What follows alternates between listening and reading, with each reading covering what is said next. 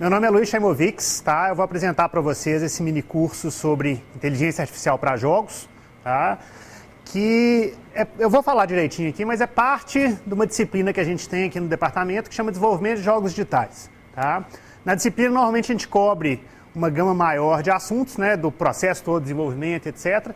Mas uma boa parte da disciplina é focado na parte de inteligência artificial. Na verdade, antigamente, assim, uns 3 anos atrás, eu dava uma disciplina específica sobre IA para jogos, mas a gente preferiu ampliar ela e deixar como desenvolvimento de jogos, que a gente consegue abordar mais coisas, não só a parte de IA, mas toda a parte do processo de desenvolvimento, tá? Mas aqui na Escola de Verão, achei mais interessante focar, até mesmo pelo tempo mais reduzido, tá? Focar nessa parte de inteligência artificial, que é uma parte, para mim, a mais interessante do desenvolvimento de jogos, tá?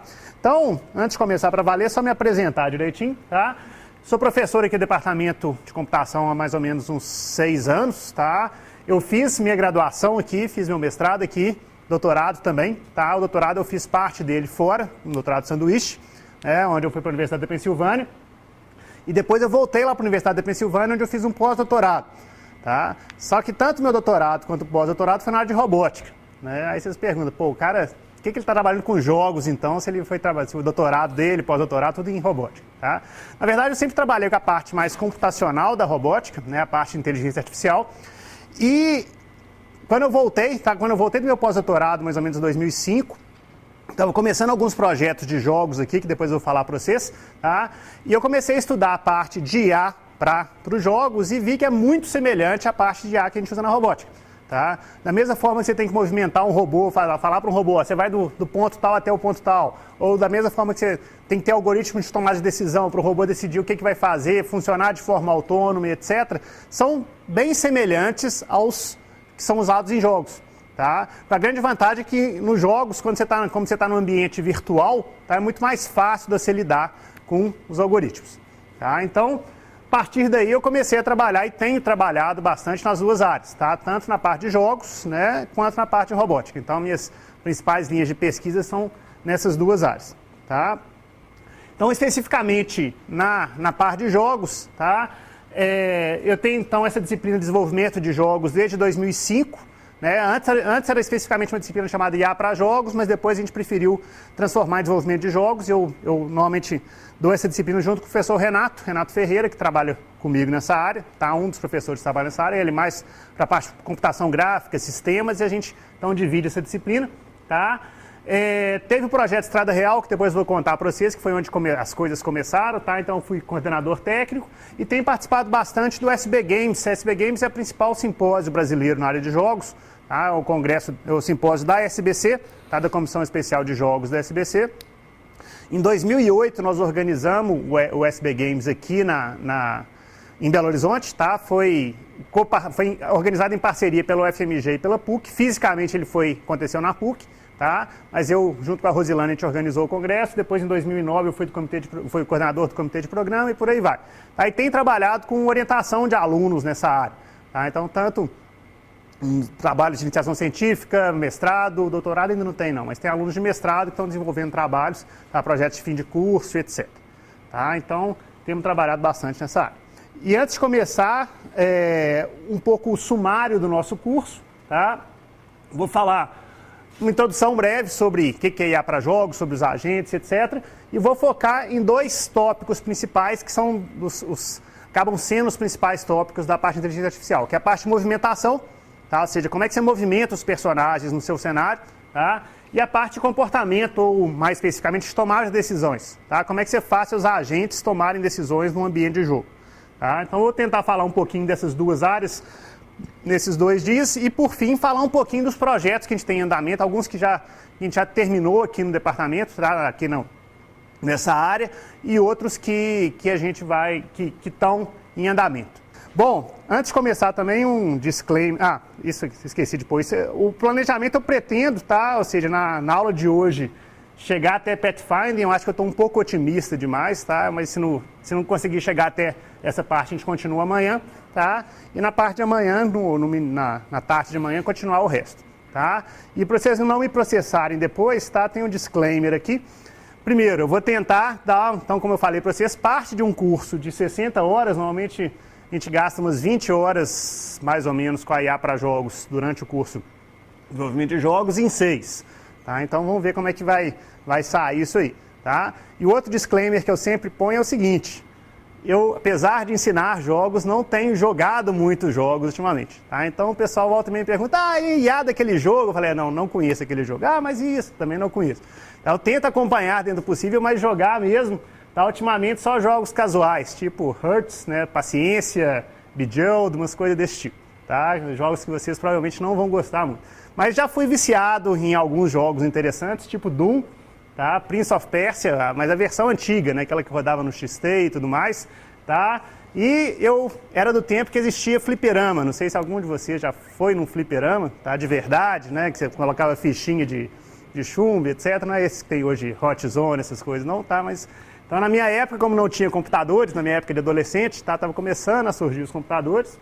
Então a gente ia para um lugar chamado fliperama, onde tinha os vários arcades e pinballs, tá? E o melhor jogo de todos os tempos era o Elevator Action. Não sei se alguém já jogou, tá? Experimentem depois. Bom, então, começando para valer, tá? A primeira coisa que é interessante falar é que a área de jogos é uma área bastante multidisciplinar, tá? Então, você trabalhar com o jogo, você fazer um projeto de um jogo completo, envolve várias áreas, tá? Especificamente, computação, artes, e eu coloquei ciências humanas em geral, tá? Mas vários aspectos. Tá? Esses talvez são os 3 principais pilares que fazem o desenvolvimento de jogos. Tá? E dentro de cada área a gente ainda tem um montão de coisa. Tá? Então, se a gente pegar a área de computação, a gente tem, na verdade, várias sub-áreas, tá? Praticamente todo o conhecimento da computação está aí dentro.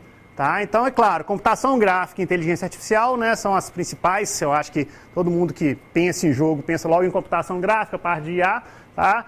Mais recentemente o quê? Uns 10 anos para cá, né, a parte de redes, ou seja, a possibilidade de você jogar jogos em rede contra adversários, etc. Tá? Então, daí, antes começavam as redes locais, você jogava numa LAN lá, juntava seus amigos numa LAN house e ficava jogando um contra o outro, mas hoje em dia com internet, tá, e altas capacidades de transmissão, você consegue jogar jogos online com pessoas de qualquer canto do mundo, tá? E outras áreas interessantes, por exemplo, arquitetura de computadores, tá? O pessoal tem desenvolvido, né, tem pensado em hardwares específicos para jogos, tá? Os consoles nem se fala, né, os consoles, né, o PlayStation 3, Xbox, etc. O pessoal já constrói a arquitetura pensando naquele sistema para otimizar as várias funções que os jogos precisam, tá? Isso é uma estatística interessante, tá? Provavelmente algum de vocês já fez isso. Um dos maiores motivos para as pessoas trocarem de computador hoje em dia é que é lançado um novo jogo, tá? E o computador que você tem em casa, você não consegue jogar aquele jogo mais. Então você vai e troca de computador. Quem aqui já fez isso? Alguns, né, pelo menos. Então, pois é, então você vê como é que a arquitetura é influenciada pelo jogo, tá? E por aí vai, ou seja, você vai comprar uma arquitetura específica para poder jogar um determinado jogo, tá? Questões de programação distribuída, tá? Então, cada vez mais você tem que pensar em programação paralela para jogos, tá? Então, as GPUs estão aí, tá? As placas de processamento gráfico, que são massivamente paralelas, então a parte de computação gráfica, muita coisa já está paralelizada nessas placas, tá? Mas você pode começar a pensar em tirar proveito da arquitetura paralela para fazer coisas mais interessantes no seu jogo, tá? Então isso é uma fonte de estudo. Parte de simulação física, né? Ou seja, um jogo, na verdade, é uma simulação, tá? Você está simulando processos dinâmicos, processos reais dentro do jogo, então você estuda bastante isso. Tá? Parte de interação humano-computador, que é outra parte bastante interessante, que tem sido bastante estudado, tá? Ou seja, novas formas de você interagir com o jogo. Né? Então, Nintendo Wii foi uma grande revolução de você não ter mais seu joystick, já ter outra coisa meio sem fio, que com seu movimento, tá? Tem acelerômetro, giroscópio, você está interfaceando de forma diferente com o jogo. Tá? Mais recentemente o Xbox, tá? Que você fica lá pulando na frente do seu controle e acontece alguma coisa no computador.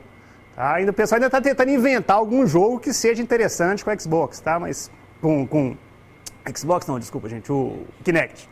Tá? Eu falei Xbox, mas o Kinect do Xbox, tá? Que você fica, né, ele capta seu movimento 3D e você pode interagir com o jogo. Então, a parte de interação humano-computador é bastante interessante, tanto essa parte de interfaces, tá? Como outros trabalhos que depois eu vou falar mais para vocês, por exemplo, a parte de acessibilidade em jogo. Tá? Então, como é que você faz um jogo que pode ser interessante para uma pessoa cega, uma pessoa surda? né, e por aí vai. Né? Então tem um aluno de mestrado que está trabalhando o projeto, o trabalho de mestrado dele é exatamente parte de acessibilidade para pessoas com deficiência auditiva. Tá? Então qual que é o impacto da deficiência auditiva na jogabilidade dele, no que ele aproveita do jogo, se tem coisas especiais e como tornar os jogos mais acessíveis e por aí vai. Tá? Parte de engenharia de software é outra parte bastante importante, ou seja, desenvolver um jogo é desenvolver um software. Claro, tem várias coisas específicas, tá? Várias características específicas dos jogos. Tá? Mas você tem um processo, você tem que fazer um design doc, tá? Você tem as várias fases, como é que você monta uma equipe, como é que você organiza uma equipe. Então tem todo esse processo de engenharia de software. Ou seja, vocês estão vendo que ocupa, tá? A desenvolvimento de jogos atinge ou abrange quase todas as áreas da ciência da computação. Tá? Outras áreas bastante importantes, parte de arte. Tá? Eu acho que não é o foco aqui, mas é importante falar que na verdade, na indústria de jogos, tá? Isso são estatísticas dos grandes estúdios de jogos, normalmente você tem 2 ou 3 artistas para cada programador. Tá? Então, nas grandes indústrias, você tem mais gente trabalhando com arte, tá? Fazer os cenários, fazer os personagens, etc., do que com a parte de programação em si. Tá? Isso pode ser meio chocante para vocês da maior parte da parte de computação, tá? Mas é o que acontece. Tá? Então, você tem desde a arte conceitual, a parte de design de fases, design de personagens, até a parte mais prática de pegar um Blender ou um Maya ou 3D Studio e fazer seus modelos 3D e etc. Tá? Então é uma área bastante importante. Claro, animação, música, outras coisas que entram aí. Tá?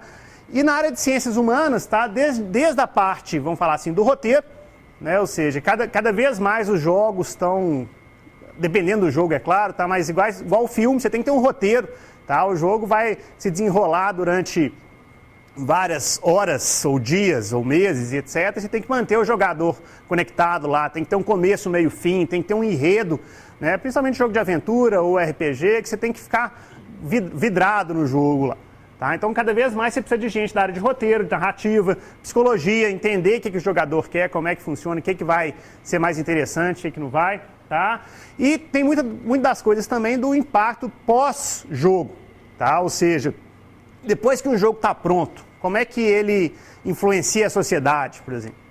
Tá? Então você pode pensar em jogos educativos, né? Você pode pensar em, por exemplo, o jogo incita aquela velha discussão, né? Jogo incita a violência ou não? Tá? Então tem muita gente que trabalha com isso, que estuda esses aspectos, e é bastante interessante. Tá? Então, só abrindo parênteses, voltando a falar do SB Games, né, dessa conferência que é a principal conferência da SBC, ela tem trilhas específicas para cada uma dessas áreas. Tá? Então tem a trilha de computação, tem uma trilha de arte e design, tem uma trilha de jogos e cultura, né, que discute essas coisas aqui. Tá? Para mostrar como é que jogos realmente são...